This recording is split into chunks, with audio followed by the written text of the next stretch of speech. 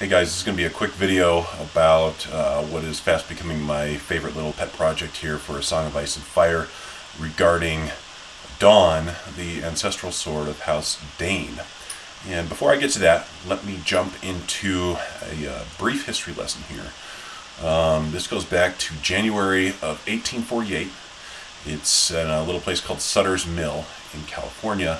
It involves a man named James Marshall, who is a foreman working at the mill, and he came across this shiny object in the tail race of the lumber mill, picked it up. Turns out that it was a golden nugget. They'd found gold, and it was the precipitating moment for the California Gold Rush, which took place through 48 and 49, and actually in the later years as well.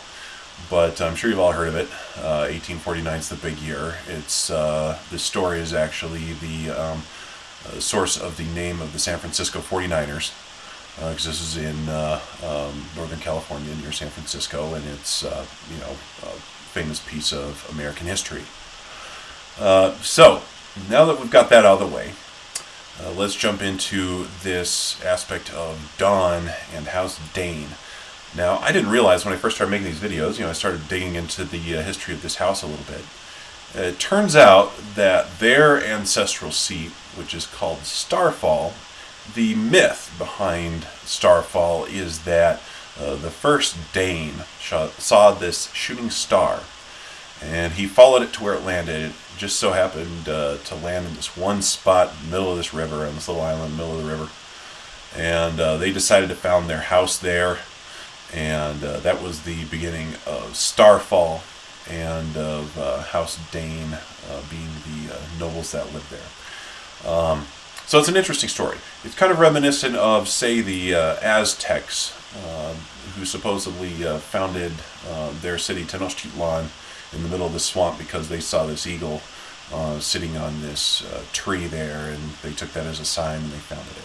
So all interesting origin stories, right?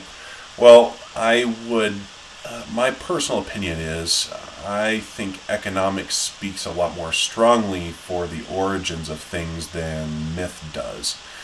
And if you come across this shiny piece of metal and you pick it up and you say, this is a really shiny piece of metal, and it turns out it's useful for really interesting things, my suspicion would be, instead of saying, oh, let's build a house here in commemoration of finding the shiny thing, instead you're going to set up shop and say, this is cool, let's see if there's any more of this stuff around, right? And if you think of, say, Casterly Rock as an example, where you find gold and they say, hey, let's see if there's any more of this gold around, and they dug mines and sure enough, there's a bunch of gold there. Or supposedly in old Valeria, underneath the city, there was also mines of precious metals, and it was the foundation of the city of Old Valeria as well. Oh, by the way, it turns out in researching that down in these mines there were these things called fireworms, which is kind of interesting if you've been following along the Thousand Worlds Book Club and you read The House of the Worm, and you know what kind of history worms have in George R.R. Martin's world. But anyways, this is off topic. The point being, I think it's a lot more likely that somebody from House Dayne found this rock and realized it was useful and decided to figure out if there was any more of this stuff around. And it turns out there isn't, or at least if there was, it's since disappeared because Dawn, this sword, is the only object that we're aware of in this world that has its same properties. And another piece of context that we could apply to this, Starfall is built on an island in the middle of the river, the Torrentine River, and for one, being on an island in the middle of a river isn't necessarily an expedient place to build a castle.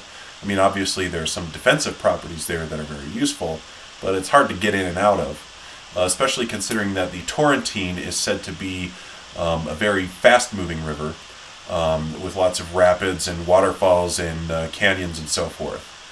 So, for one, it's not necessarily useful for getting in and out of the castle itself. It makes it less functional. For two, when you're thinking about it from a trade perspective, it's also not very useful either because it's hard to get boats up and down fast-moving rivers with lots of waterfalls and canyons and rapids and so forth.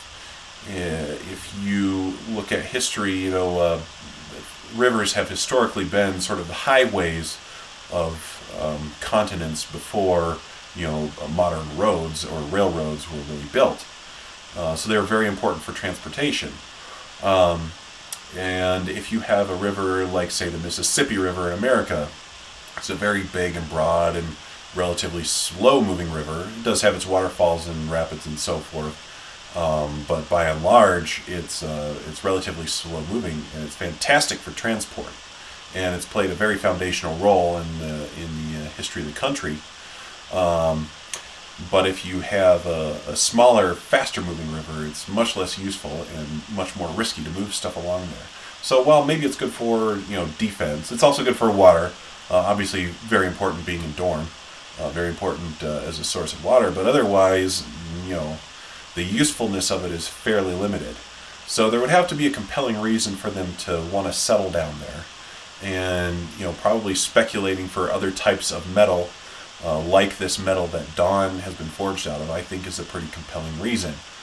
If that's the case, and they didn't find any of it there, or anywhere else for that matter, I think it is one more, albeit circumstantial, piece of evidence supporting Dawn being forged of a piece of metal that is advanced metallurgy, man-made, that fell from the sky, either some part of a satellite or a spaceship or whatnot. And now that currently in the book club we just read the first installment of Tough Voyaging, and we now have several examples between Men of the Greywater Station where there is a falling star that is actually a ship.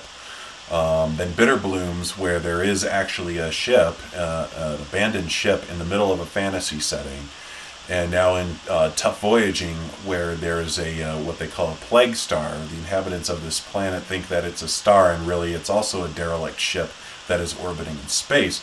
There's an awful lot of precedent for stars actually being spaceships. So again, just some conjecture here, really, some interesting thoughts. If you guys have any more you want to add on this topic, drop it in the comments below. Otherwise, thanks for listening.